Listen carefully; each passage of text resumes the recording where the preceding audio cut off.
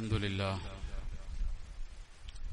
لله الذي هدانا لهذا وما كنا لنهتدي لولا أن هدانا الله والصلاة والسلام على أشرف رسل الله وعلى آله وصحابه الفائزين برضا الله أما بعد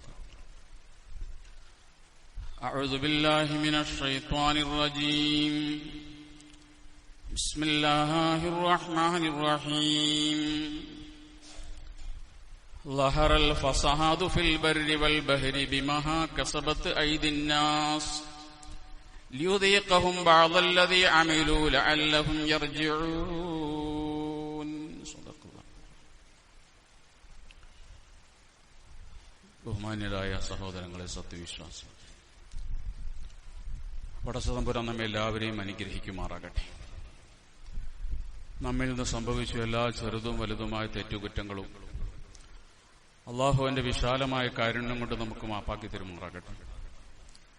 മുഅ്മിനായി ജീവിക്കാനും അള്ളാഹുവിന്റെ വിധിവിലക്കുകൾ ജീവിതത്തിൽ പാലിക്കാനും അവസാനം ഈമാനോടെ മരിച്ച് അവന്റെ സ്വർഗ്ഗലോകത്തെത്താനും അള്ളാഹു നമ്മെ അനുഗ്രഹിക്കുമാറാകട്ടെ. നമ്മിൽ നിന്ന് മരണപ്പെട്ടുപോയ നാമുമായി ബന്ധപ്പെട്ട എല്ലാവർക്കും അള്ളാഹു സ്വർഗം നൽകി അനുഗ്രഹിക്കുമാറാകട്ടെ. രോഗം കൊണ്ട് പ്രയാസപ്പെടുന്നവർക്ക് അള്ളാഹു പരിപൂർണമായ ശിഫ നൽകുമാറാകട്ടെ. കടം കൊണ്ട് വലയുന്നവർക്ക് അള്ളാഹു കടം വീട്ടാനുള്ള മാർഗങ്ങൾ എളുപ്പമാക്കി കൊടുക്കുമാറാകട്ടെ. ലോകത്ത് യുദ്ധക്കെടുതിയുടെയും മറ്റും പ്രയാസങ്ങൾ അനുഭവിക്കുന്ന മുഴുവൻ മനുഷ്യർക്കും, പ്രത്യേകിച്ച് പശ്ചിമേഷ്യയിലെ ജനങ്ങൾക്ക് അള്ളാഹു സമാധാനം എത്രയും പെട്ടെന്ന് നൽകി അനുഗ്രഹിക്കുമാറാകട്ടെ. അമേരിക്കയ്ക്കും ഇസ്രായേലിനും അള്ളാഹു പരാജയം കൊടുക്കുമാറാകട്ടെ.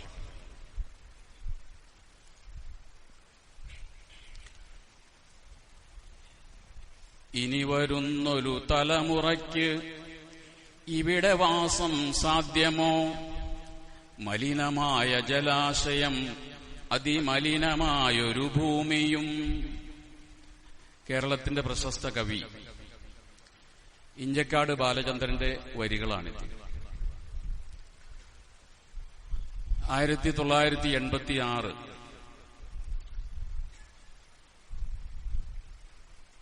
ഏപ്രിൽ മാസം 26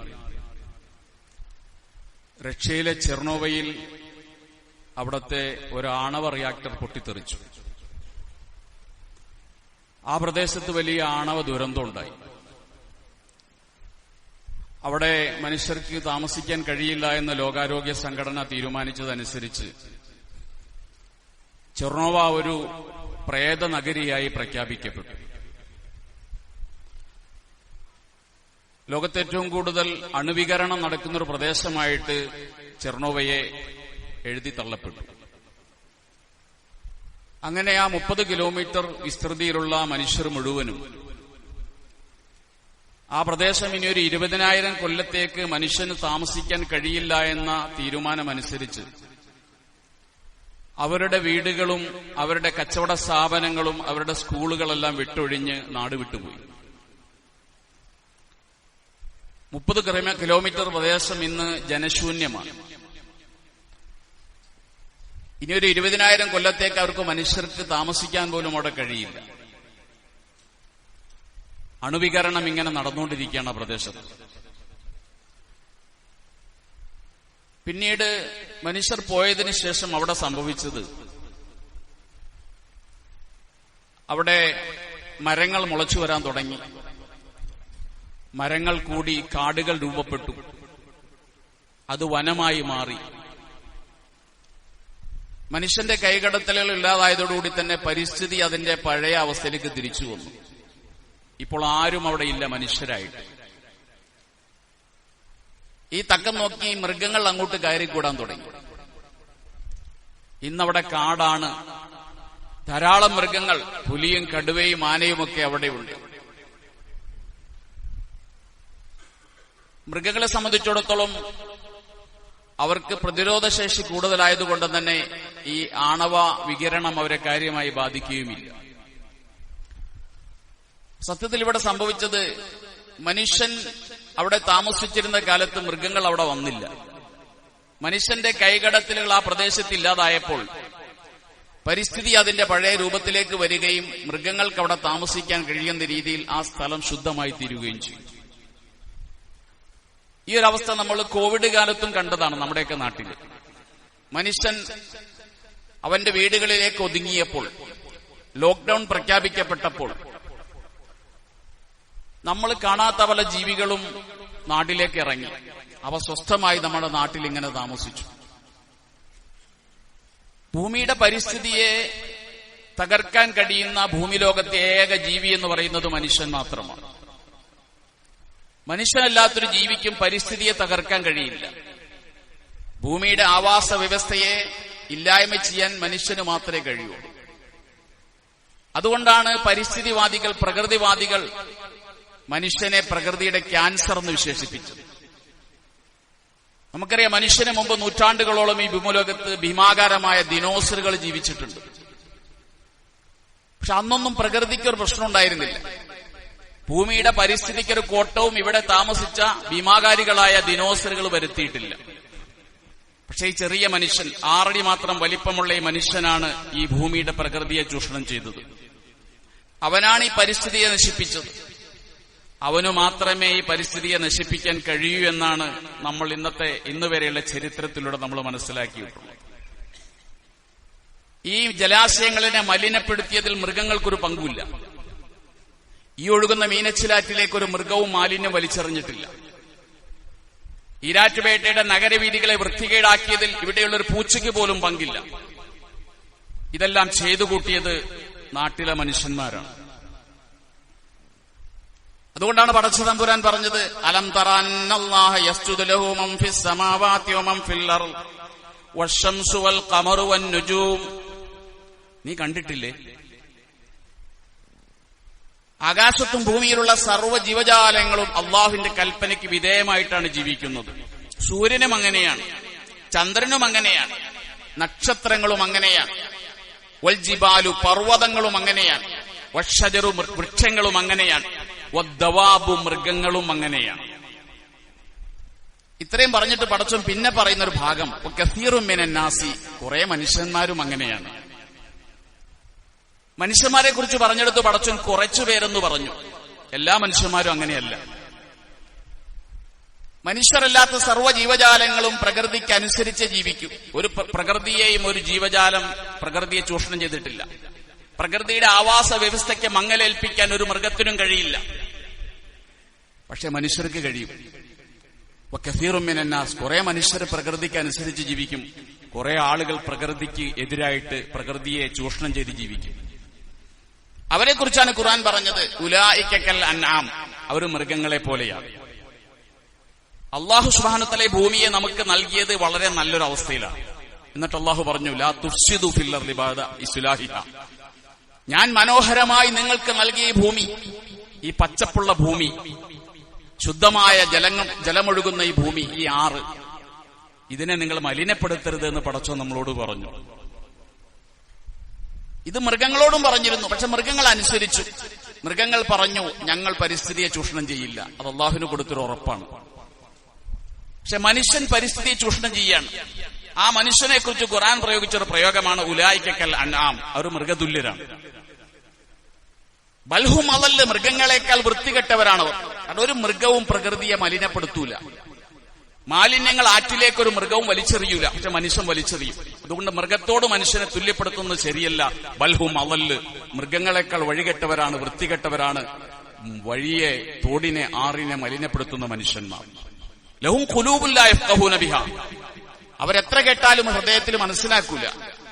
വലഹും ആദാനുൻ ലാ യസ്മഊന ബിഹാ, അവർക്ക് ചെവിയുണ്ട്, പക്ഷേ ആ ചെവി കൊണ്ട് ഇതൊന്നും കേൾക്കൂല. അവർക്ക് കണ്ണുണ്ട്, പക്ഷെ കണ്ണുകൊണ്ട് ഇതൊന്നും കാണാൻ കഴിയില്ല. ഉലായിക കൽ അൻആം, അവർ മൃഗതുല്യരാണ്. ബൽഹും അളല്, മൃഗങ്ങളെക്കാൾ അവർ വഴിപിഴച്ചവരാണ്. അല്ലാഹു സുബ്ഹാനഹു വ തആല മനുഷ്യനെ ഭൂമിയിലേക്ക് അയച്ചത് ഖലീഫ എന്നൊരു സ്ഥാനം കൊടുത്തിട്ടാണ്. മനുഷ്യൻ ഭൂമിയിൽ അള്ളാഹുവിന്റെ പ്രതിനിധിയാണ്. മനോഹരമായി ഭൂമിയെ ചൂഷണം ചെയ്യാതെ, ഇതിന്റെ പരിസ്ഥിതിക്ക് കളങ്കമേൽപ്പിക്കാതെ ഇതിനെ ഉപയോഗപ്പെടുത്താൻ മനുഷ്യനെ അള്ളാഹു അനുവദിച്ചിട്ടുണ്ട്. ഈ ഭൂമിയിൽ ഭൂമിയുടെ ആവാസ വ്യവസ്ഥയ്ക്ക്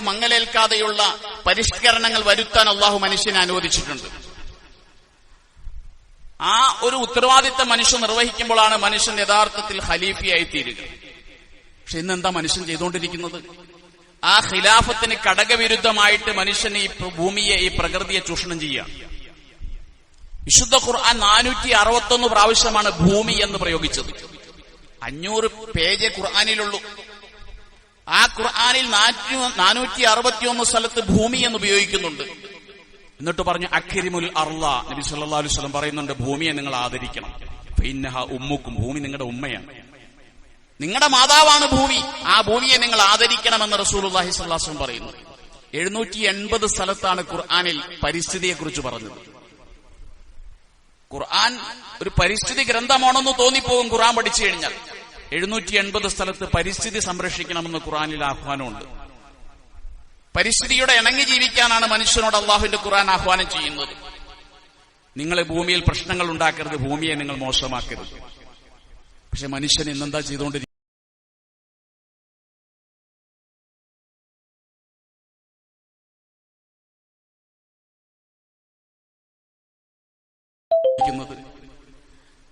മനുഷ്യൻ ഭൂമിയുടെ പരിസ്ഥിതിയെ എല്ലാ നിലയ്ക്കും തുരങ്കം വയ്ക്കുകയാണ്. ഈരാറ്റുപേട്ട നഗരസഭ ഇപ്പോ ആറുകൾ വൃത്തിയാക്കുന്ന തിരക്കിലാണ്. മുനിസിപ്പൽ കൌൺസിലർമാരും സന്നദ്ധ പ്രവർത്തകരും കൂടി മീനച്ചിലാറ് വൃത്തിയാക്കുകയാണ്. ആരാണ് ഈ മീനച്ചിലാറിലേക്ക് മാലിന്യങ്ങൾ വലിച്ചെറിഞ്ഞത്? ഈ നാട്ടിലെ ആളുകൾ, നമ്മളൊക്കെ തന്നെ. നമ്മളാരാണ്? നമ്മൾ ഖൈറു ഉമ്മത്താണ്. ഈ ഭൂമിലോകത്ത് അല്ലാഹു നിയോഗിച്ചിട്ടുള്ള സമുദായങ്ങളിൽ ഏറ്റവും ഉത്തമ സമുദായമാണ് നമ്മൾ. ഈ ഉത്തമ സമുദായമാണ് ആറുകളെ മലിനപ്പെടുത്തുന്നത്. അല്ലാഹുവിന്റെ റസൂല് പറഞ്ഞു, ഇത്തഖുൽ മലാഇന സലാത്ത്. ശാപം കിട്ടുന്ന 3 പ്രവൃത്തിയുണ്ട്, നിങ്ങളത് സൂക്ഷിക്കണേ. ആ പ്രവൃത്തി നിങ്ങൾ ചെയ്താൽ നിങ്ങൾക്ക് ശാപം കിട്ടും. ആര് നിങ്ങളെ ശപിക്കും? മനുഷ്യന്മാര് ശപിക്കും, അള്ളാഹുവിന്റെ മലക്കുകൾ ശപിക്കും, അള്ളാഹു ശപിക്കും. അള്ളാഹുവിന് ശാപം കിട്ടുക എന്ന് പറഞ്ഞാൽ അതിലുപരി എന്തുണ്ട് സഹോദരങ്ങളെ? അള്ളാഹു ഒരു മനുഷ്യനെ ശപിക്കുക, അള്ളാഹുവിന്റെ മലക്കുകൾ ശപിക്കുക, മുഴുവൻ മനുഷ്യന്മാരും ശപിക്കുക. ഈ ശാപം കിട്ടുന്നൊരു 3 ജോലിയുണ്ട്. ഒന്ന് അൽ ബറാസുഫിൽ മവാരിദി, ശുദ്ധജലത്തിലേക്ക് മാലിന്യം വലിച്ചെറിയുക. ആറിലേക്കും തോട്ടിലേക്കും മാലിന്യം വലിച്ചെറിയുന്നവൻ അലൈഹി ലഅനത്തുല്ലാഹി വൽ മലായികത്തി വന്നാസി അജ്മഈൻ, അള്ളാഹുവിന്റെ ശാപം, മലക്കുകളുടെ ശാപം, മുഴുവൻ ജനങ്ങളുടെ ശാപം. വഖാരിഅത്തു തരീഖി, വഴിയരികിലേക്ക് മാലിന്യം വലിച്ചെറിയുക. വല്ലില്ലി, മനുഷ്യർ തണല് കൊള്ളാൻ വേണ്ടി വന്നിരിക്കുന്ന പാർക്കുകളിലേക്കെല്ലാം മാലിന്യം വലിച്ചെറിയുക. ഇത് 3 പടച്ചതമ്പുരാന്റെ, മലക്കുകളുടെ, ജനങ്ങളുടെ ശാപം കിട്ടുന്ന കാര്യമാണ്. സുബഹി നമസ്കരിക്കാൻ വേണ്ടി വരുമ്പോൾ ഇരുട്ടിന്റെ മറവിൽ ബിസ്മി ചൊല്ലിയിട്ട് ആറിലേക്ക് വലിച്ചെറിയുന്ന മാലിന്യം ഉണ്ടല്ലോ, ആ സുബഹി നമസ്കാരം എന്തിനാണത്? പടച്ചോന് വേണ്ടിയാണെങ്കിൽ പടച്ചോൻ അങ്ങനെ ഒരു സുബഹി നമസ്കാരം ആവശ്യമില്ല. പടച്ചോൻ പറഞ്ഞത് ഈ പ്രകൃതിക്കനുസരിച്ച് ജീവിക്കാനാണ്, എന്നിട്ട് നിസ്കരിക്കാനാണ്. പ്രകൃതി വിരുദ്ധമായ കാര്യങ്ങൾ ചെയ്തുകൊണ്ട് പള്ളിയിൽ പോയി സുബഹി നമസ്കരിക്കുന്നെങ്കിൽ ആ സുബഹി നമസ്കാരം ആര് സ്വീകരിക്കാനാണ് സഹോദരങ്ങൾ? ഈ ശുദ്ധജലത്തെ മലിനപ്പെടുത്തിയിട്ട് ആർക്ക് വേണ്ടിയാണ് നമ്മൾ നിസ്കരിക്കുന്നത്? നമ്മുടെ നഗരം ഈരാറ്റുപേട്ട മുനിസിപ്പാലിറ്റി കഴിഞ്ഞ വർഷം ദേശീയ ശുചിത്വ മിഷന്റെ റാങ്ക് അനുസരിച്ച് സിംഗിൾ സ്റ്റാർ പദവി നേടിയൊരു പട്ടണമാണ് ഈരാറ്റുപേട്ട. കോട്ടയം ജില്ലയിലെ 2 നഗരസഭകൾക്കാണ് ആ പദവി കിട്ടുന്നത്. ഒന്ന് ഏറ്റുമാനൂര്, മറ്റൊന്ന് ഈരാറ്റുപേട്ട.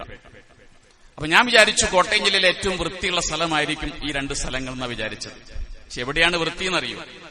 4000ന്റെ മുകളിലായിരുന്നു നമ്മുടെ റാങ്ക്. അത് 526ലേക്കോ മറ്റോ വന്നു. ഇത്രയും മുന്നോട്ട് നമ്മൾ വന്നു. അപ്പോഴാണ് സിംഗിൾ സ്റ്റാർ പദവി കിട്ടിയത്. നാം ശുദ്ധിയാക്കിയത് നമ്മുടെ വീതികളാണ്, തെരുവുകളാണ്, വഴികളാണ്. പക്ഷേ ആ ശുദ്ധിയാക്കിയ വഴിയിൽ കിടന്ന മാലിന്യങ്ങൾ മുഴുവനും നാം വലിച്ചെറിഞ്ഞത് ആറ്റിലേക്കാണ്. ആ ജലം നമ്മൾ കുടിക്കുകയാണ്. അള്ളാഹു പറഞ്ഞു, ഞാൻ ആകാശത്തുനിന്ന് ഇറക്കിയത് ശുദ്ധമായ വെള്ളമാണ്. വഅൻസൽനാ മിനസ്സമാഇ മാഅൻ തുഹൂറ. ഞാനൊരു മാലിന്യ വെള്ളം ആകാശത്തുനിന്ന് ഇറക്കിയിട്ടില്ല, ഞാൻ ഇറക്കിയത് ശുദ്ധവെള്ളമാണ്. മറ്റൊരു സ്ഥലത്ത് വഅൻസൽനാ മിനസ്സമാഇ മാഅൻ മുബാറക, അനുഗ്രഹീതമായ വെള്ളമാണ് ഞാൻ ആകാശത്തുനിന്ന് ഇറക്കിയത്. ആരാണ് ഇതിനെ മലിനപ്പെടുത്തിയത്? എങ്ങനെയാണ് ഇതിനെ മലിനപ്പെടുത്താൻ നമുക്ക് കഴിയുക? വെള്ളത്തെ മലിനപ്പെടുത്തുന്നതിനേക്കാൾ വലിയ ഗൗരവമേറിയ തെറ്റെന്താണ് ഈ ഭൂമിലോകത്ത് മനുഷ്യന് ചെയ്യാനുള്ളത്?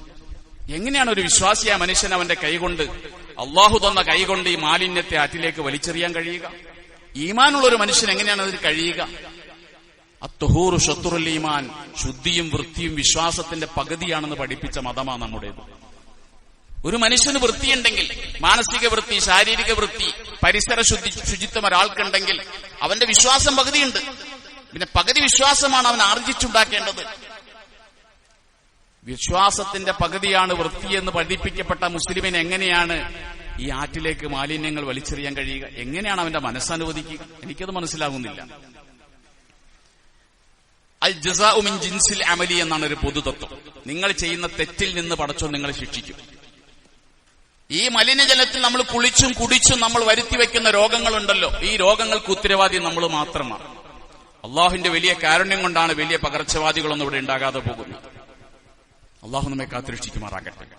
വൃത്തി എന്ന് പറയുന്നത് ആരാധനയുടെ ഭാഗമായി പഠിപ്പിക്കപ്പെട്ട ഒരു മതമാണ് ഇസ്ലാം. അതുകൊണ്ടാണ് നിസ്കരിക്കാൻ വേണ്ടി വരുമ്പോൾ ഒളു എടുക്കണം, കുളിക്കണം, കാല് കഴുകണം. ഇത്രമാത്രം വൃത്തിയും ശുദ്ധിയും പഠിപ്പിക്കപ്പെട്ട ഒരു വിശ്വാസിക്ക് എങ്ങനെയാണ് തന്റെ പരിസരങ്ങളെ വൃത്തികേടാക്കാൻ കഴിയുക? വൃത്തി പോലും ആരാധനയാണ്, വൃത്തി പോലും പുണ്യകർമ്മമാണ്.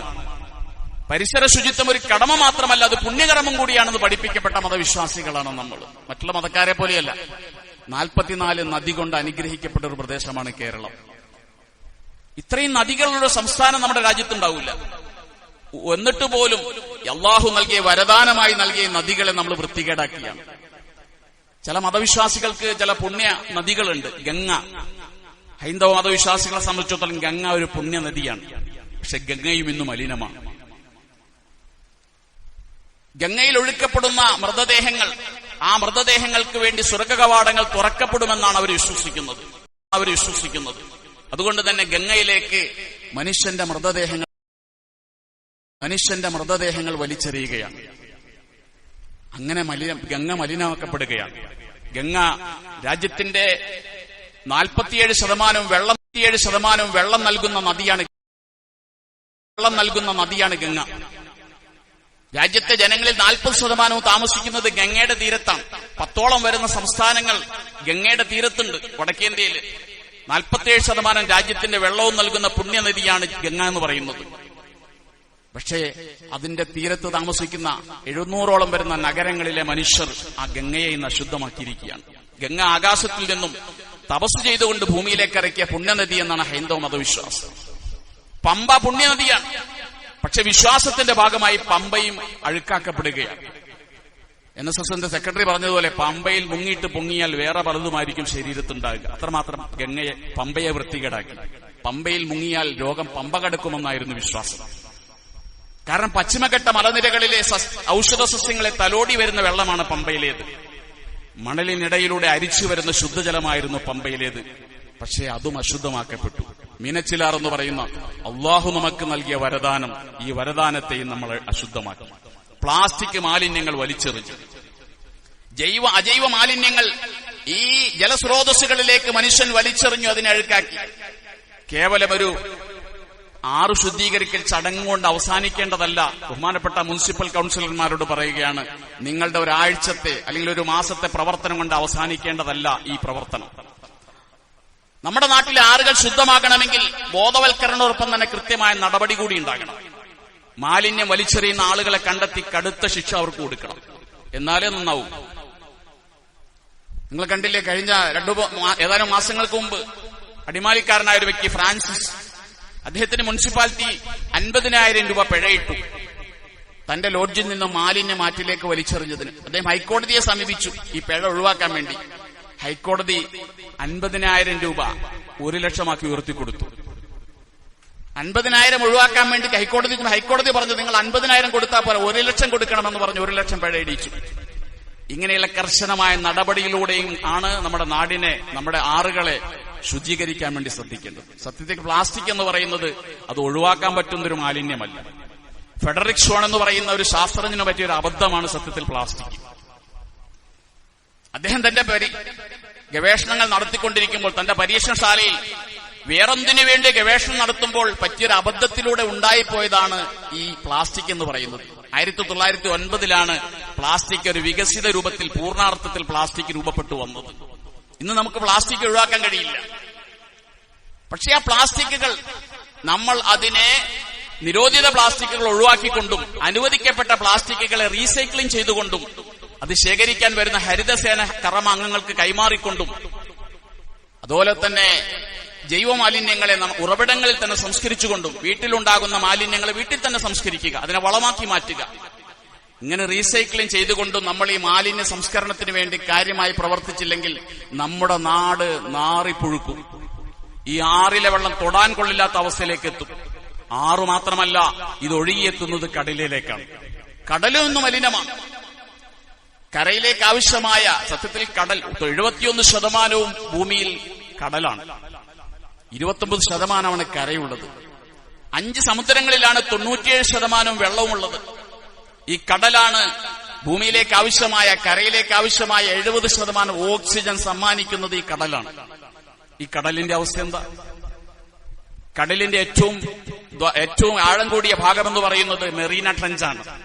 പസഫിക് സമുദ്രത്തിലെ മെറീന ട്രെഞ്ചിലാണ് 11 കിലോമീറ്റർ ആഴമുള്ള കടലിന്റെ ഏറ്റവും ആഴമുള്ള ഭാഗമുള്ളത്. അതിനേക്കാൾ ആഴം കടലിന് വേറെയില്ല. അത് പസഫിക് സമുദ്രത്തിലാണ്. 2018 ഒരു സംഘം, 2 പേരടങ്ങുന്ന ഒരു സംഘം അവിടെ ചെന്നു. പസഫിക് സമുദ്രത്തിലെ ഏറ്റവും ആഴം കൂടിയ ഭാഗത്ത് അവർ ചെന്നു. 11 കിലോമീറ്റർ സഞ്ചരിച്ച ആഴത്തിൽ ചെന്നു നോക്കുമ്പോൾ അതിനടിയിലും പ്ലാസ്റ്റിക് മാലിന്യങ്ങൾ ഉണ്ടായിരുന്നു. ആലോചിച്ച് നോക്ക്, 200 മീറ്ററാണ് പ്രകാശം എത്തുന്ന ഭാഗം എന്ന് പറയുന്നത് കടലില്. 11 കിലോമീറ്റർ സഞ്ചരിച്ചു ചെല്ലുമ്പോഴും അതിനടിയിലും പ്ലാസ്റ്റിക് മാലിന്യങ്ങൾ അവർക്ക് കാണാൻ കഴിഞ്ഞു. ഒരു ചതുരശ്ര കിലോമീറ്റർ 46,000 പ്ലാസ്റ്റിക്കിന്റെ കഷ്ണങ്ങൾ ഇന്ന് കടലിലുണ്ട്. ഇതാരിട്ടതാണ്? 80% മനുഷ്യനിട്ടതാണെന്നാണ് കണ്ടുപിടിക്കപ്പെടുന്നത്. ഇത് കടലിൽ വരുത്തുന്ന വലിയ അപകടങ്ങളുണ്ട്. സത്യത്തിൽ ഇന്ന് ചൂട് കൂടി എല്ലാവർക്കും പ്രശ്നമാണ്. ഉഷ്ണതരംഗമാണ് നമ്മുടെ നാട്ടിൽ. നമ്മുടെ ജില്ലയിലൊക്കെ ശക്തമായ ചൂടാണ്. ആരാണ് ചൂട് കൂടാനുള്ള കാരണം? സത്യത്തിൽ ഭൂമി കരയിലെ ഈ ചൂടിനെ നിയന്ത്രിക്കേണ്ടത് കടലാണ്. കാർബൺ ഡൈ ഓക്സൈഡിനെ വലിച്ചെടുത്തുകൊണ്ട്, പകൽ സമയത്ത് വലിച്ചെടുത്ത് രാത്രി സമയത്ത് വലിയ ശൈത്യത്തിലേക്ക് ഭൂമി പോകാതെ കുറച്ച് പുറത്തുവിട്ടുകൊണ്ട് ഈ ആഗിരണ വികരണങ്ങളിലൂടെയാണ് ഭൂമിയുടെ ചൂടിനെ കടല് നിലനിർത്തുന്നത്. സന്തുലിതമായ ഭൂമിയിലെ കാലാവസ്ഥാ നിയന്ത്രണത്തിന് കടല് വഹിക്കുന്ന പങ്ക് വലുതാണ്. ഈ കടല് മലിനമായി തീരുമ്പോൾ എന്താ സംഭവിക്കുക? ഓക്സിജന്റെ ഉൽപാദനം കുറയും കടലിൽ നിന്നുള്ള. അതനുസരിച്ച് ഭൂമിയിൽ ചൂട് കൂടും. അതാണ് നമ്മൾ അനുഭവിച്ചുകൊണ്ടിരിക്കുന്നത്. മത്സ്യലഭ്യത കുറയും. തിമിംഗലം 20-ാം നൂറ്റാണ്ടിൽ മനുഷ്യർ കൊന്നത് 3 ലക്ഷം തിമിംഗലത്തെയാണ്. 3 ലക്ഷം തിമിംഗലം. ഒരു തിമിംഗലം വഹിക്കുന്ന പങ്കെത്രയാണെന്നറിയുമോ ഭൂമിയിലെ ജനവാസത്തിന് വേണ്ടി?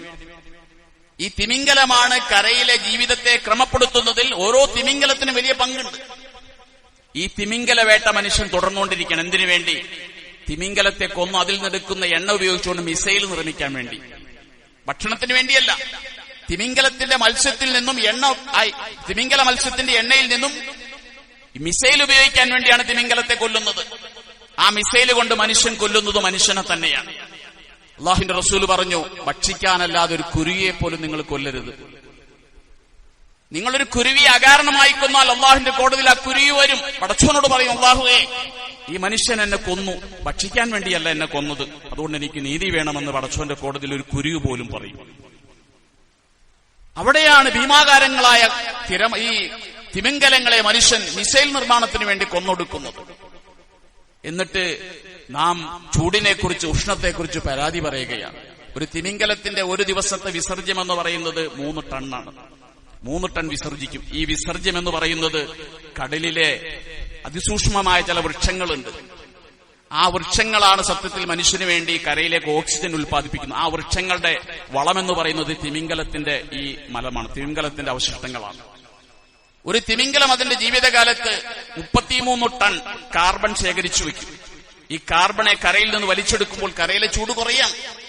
ഒരു തിമിംഗലം ചാവുന്നതോടുകൂടി ഈ 33 ടൺ, അതായത് 1000 വൃക്ഷം നൽകുന്നത്ര ഫലമാണ്. ഒരു തിമിംഗലം ചാവുന്നതോടുകൂടി 33 ടൺ കാർബൺ കടലിനടിയിലേക്ക് പോകുകയാണ്. കരയിലെ ചൂട് കുറയാണ്. ഇത്ര വലിയ സേവനമാണ് കടല് നമുക്ക് ചെയ്തുകൊണ്ടിരിക്കുന്നത്. ഈ കടലും മനുഷ്യൻ മലിനപ്പെടുത്തി. അള്ളാഹുവിന്റെ ഖുർആൻ പറഞ്ഞു, ലഹറൽ ഫസാദു ഫിൽ ബർരി വൽ ബഹരി ബിമാ കസബത്ത് ഐദിന്നാസ്. കര മോശമാക്കിയതും മനുഷ്യനാണ്, കടല് മോശമാക്കിയതും മനുഷ്യനാണ്. മനുഷ്യന്റെ കരങ്ങളാണ് കടലിനെയും കരയെയും മോശമാക്കിയത്. എന്നിട്ട് അള്ളാഹു പറഞ്ഞു, ലിയുദീഖഹും ബഅദല്ലദീ അമിലു, ഇതിന് ചില തിരിച്ചടികൾ ഞാൻ നിങ്ങൾക്ക് നൽകിക്കൊണ്ടിരിക്കും. ചില തിരിച്ചടി ഇടക്കിടക്ക് ഉണ്ടാകും. എന്തിനു വേണ്ടി? നിങ്ങൾ ഈ ചെയ്തു കൂട്ടിയ തിന്മകൾക്ക് ചിലതെങ്കിലും നിങ്ങൾ അനുഭവിക്കാൻ വേണ്ടി, അതിന്റെ ചെറിയൊരു റിയാക്ഷനെങ്കിലും നിങ്ങൾ അനുഭവിക്കാൻ വേണ്ടി ചെറിയ തിരിച്ചടി നൽകിക്കൊണ്ടിരിക്കും. ആ തിരിച്ചടിയാണ് ഇപ്പോൾ നമ്മൾ അനുഭവിക്കുന്ന ചൂട്. അതുകൊണ്ട് നമ്മളാണ് ഈ കടലിനെയും കരയും മോശമാക്കിയത്. നമുക്കേ ഇതിന് കഴിയൂ. ലോകത്തൊരു ജീവിക്കും കടലും കരയും മോശമാക്കാൻ കഴിയില്ല. പ്രകൃതിക്കനുസരിച്ച് ജീവിക്കാനേ എല്ലാ ജീവികൾക്കും കഴിയൂ. മനുഷ്യന് മാത്രമാണ് പ്രകൃതിയെ ചൂഷണം ചെയ്യാൻ കഴിയുന്നത്, പരിസ്ഥിതിയെ ചോദ്യം ചെയ്യാൻ കഴിയുന്നത് മനുഷ്യന് മാത്രമാണ്. അതുകൊണ്ട് എന്റെ സഹോദരങ്ങളെ, നമ്മൾക്ക് വലിയ തിരിച്ചറിവുണ്ടാകണം. നമ്മൾ വിശ്വാസി സമൂഹമാണെന്ന് തിരിച്ചറിയണം. നമ്മെ സംബന്ധിച്ചിടത്തോളം നാം ഈ ചെയ്തു കൂട്ടുന്ന കാര്യങ്ങൾക്ക് അള്ളാഹുവിന്റെ കോടതിയിൽ മറുപടി പറയേണ്ടി വരും. ആരും രക്ഷപ്പെടാൻ പോകുന്നില്ല. ഇരുട്ടിന്റെ മറവിൽ വലിച്ചെറിഞ്ഞ മാലിന്യത്തെക്കുറിച്ച് നമ്മുടെ തോളിലിരിക്കുന്ന മലക്കുകൾ എഴുതി വെക്കുന്നുണ്ട്. ആ മലക്കുകൾ എഴുതി വെക്കുന്നുണ്ട്, ഇവൻ ആറ്റിലേക്ക് മാലിന്യം എറിഞ്ഞവനാണ്. നാളെ നമുക്ക് കിതാബ് നൽകപ്പെടുമ്പോൾ ആ കിതാബിലുണ്ടാകും വലിച്ചെറിഞ്ഞ ഓരോ മാലിന്യങ്ങളെക്കുറിച്ചും മലക്കുകൾ രേഖപ്പെടുത്തിയിട്ടുണ്ടാകും. നാളെ അള്ളാഹിന്റെ മുന്നിൽ വെച്ച് കിതാബ് നൽകപ്പെടുമ്പോൾ ആ കിതാബിൽ ഇത് നമ്മൾ വായിക്കേണ്ടി വരും. അതിനനുസരിച്ച് നമ്മൾ ശിക്ഷ അനുഭവിക്കേണ്ടി വരികയും ചെയ്യും. അതുകൊണ്ട് ഇതൊക്കെ നിസ്കാരം മാത്രമാണ്, നോമ്പ് മാത്രമാണ്, മദ്യപാനം മാത്രമാണ്, പലിശ മാത്രമാണ് നാളെ അള്ളാഹുവിന്റെ കോടതിയിൽ ചോദ്യം ചെയ്യപ്പെടുക എന്നുള്ള അബദ്ധധാരണകൾ നമ്മൾ തിരുത്തണം. പ്രകൃതി വിരുദ്ധമായി എന്ത് കാര്യം ചെയ്താലും അത് അള്ളാഹുവിന്റെ കോടതിയിൽ ചോദ്യം ചെയ്യപ്പെടുന്ന തെറ്റായിട്ടും കുറ്റമായിട്ടും നമ്മൾ മനസ്സിലാക്കുക തന്നെ വേണം. 1400 വർഷങ്ങൾക്ക് മുമ്പാണ് പരിശുദ്ധ ഖുർആൻ അവതരിക്കുന്നത്. അന്ന് അവർക്ക് കടലുമായി വലിയ ബന്ധമില്ല. പക്ഷെ അന്നാണ് ഈ ഖുർആനിൽ അള്ളാഹുവിന്റെ ഖുർആൻ പറയുന്നത് കടലിനെ മലിനപ്പെടുത്തിയത് മനുഷ്യനാണ്, കരയെ മലിനപ്പെടുത്തിയത് മനുഷ്യനാണ്. അന്ന് സഹാബാക്കൾ പ്ലാസ്റ്റിക് മാലിന്യം വലിച്ചെറിഞ്ഞിട്ടില്ല. അന്ന് പ്ലാസ്റ്റിക് മാലിന്യങ്ങളില്ല. പെട്രോളിയം കണ്ടുപിടിച്ചതിന് ശേഷമാണ് പ്ലാസ്റ്റിക് മാലിന്യങ്ങൾ ഉണ്ടാകുന്നത്. പെട്രോളത്തിന്റെ ഒരു പ്രൊഡക്റ്റാണ് ഈ പ്ലാസ്റ്റിക് മാലിന്യം എന്ന് പറയുന്നത്. അന്നുപോലും ഖുർആൻ പറയുന്നുണ്ട് കടലിലേക്ക് മനുഷ്യൻ മാലിന്യങ്ങൾ വലിച്ചെറിയും. ഒരു ചതുരശ്ര കിലോമീറ്ററിൽ 46,000 പ്ലാസ്റ്റിക് കഷ്ണങ്ങൾ വരുന്ന രീതിയിലേക്ക് ഇന്ന് എത്തിപ്പെട്ടിട്ടുണ്ടെങ്കിൽ പരിശുദ്ധ ഖുർആൻ 1400 വർഷങ്ങൾക്ക് മുമ്പ് ഈ മലിനീകരണത്തെക്കുറിച്ച് നമുക്ക് മുന്നറിയിപ്പ് നൽകുകയാണ്. അതുകൊണ്ട് ഇതെല്ലാം ഒരു ഇബാദത്തിന്റെ ഭാഗമാണെന്ന് മനസ്സിലാക്കണം. പ്രകൃതിയോട് ചെയ്യുന്ന സേവനങ്ങൾ, പ്രകൃതി സംരക്ഷണം നമ്മുടെ വിശ്വാസത്തിന്റെ ഭാഗമാണ്. അതൊരു ഇബാദത്താണ്, അതിന് കൂലിയുണ്ട്. ആര് പ്രകൃതിക്കെതിരായി പ്രവർത്തിക്കുന്നോ, ആര് പരിസ്ഥിതിയെ ചൂഷണം ചെയ്യുന്നോ, ആര് ഈ പ്രകൃതിയുടെ എക്കോസിസ്റ്റത്തെ തകർക്കാൻ വേണ്ടി ശ്രമിക്കുന്നോ, അവരോട് നാളെ അല്ലാഹുവിന്റെ കോടതിയിൽ ചോദ്യം ഉണ്ടാകും. അവർക്ക് അതിനനുസരിച്ച് ശിക്ഷയുണ്ടായിത്തീരുകയും ചെയ്യും. അതുകൊണ്ട് റസൂലുള്ളാഹി സ്വല്ലല്ലാഹു അലൈഹി വസല്ലം പറഞ്ഞതുപോലെ ഈ ഭൂമിയെ നിങ്ങൾ ബഹുമാനിക്കുക, ഈ ആറിനെ നിങ്ങൾ ബഹുമാനിക്കുക. ശുദ്ധജലം അശുദ്ധജലമായി ഒഴുകട്ടെ, ആരും അതിനെ മലിനപ്പെടുത്താതിരിക്കുക.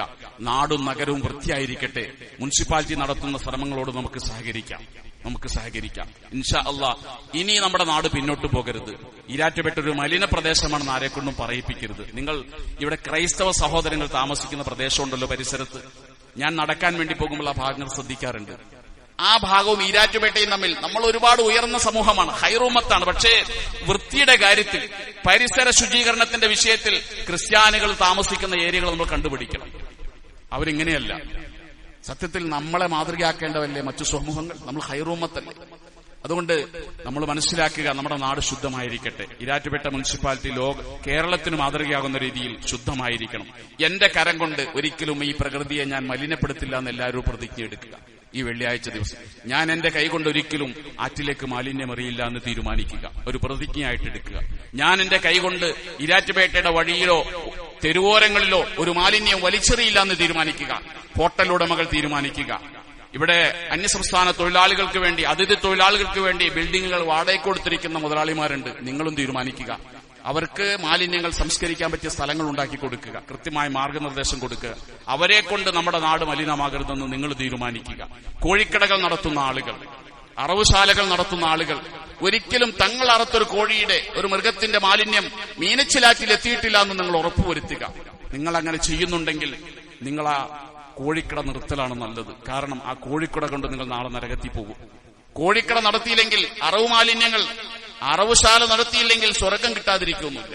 പക്ഷേ ഈ നിലയ്ക്കാണ് നിങ്ങൾ നടത്തുന്നതെങ്കിൽ അത് നരകം കിട്ടാൻ കാരണമായി തീരും. അള്ളാഹു കാത്തുരക്ഷിക്കുമാറാകട്ടെ. അള്ളാഹു നമ്മുടെ നാടിന്റെ വിശുദ്ധി കാത്തുരക്ഷിക്കുമാറാകട്ടെ. ഈ നാടിനെ വൃത്തിയായി സൂക്ഷിക്കാൻ അള്ളാഹു നമ്മെ എല്ലാവരും അനുഗ്രഹിക്കുമാറാകട്ടെ. വാഹിറു ദഅവതി അനിൽ ഹംദുലില്ലാഹി റബ്ബിൽ ആലമീൻ.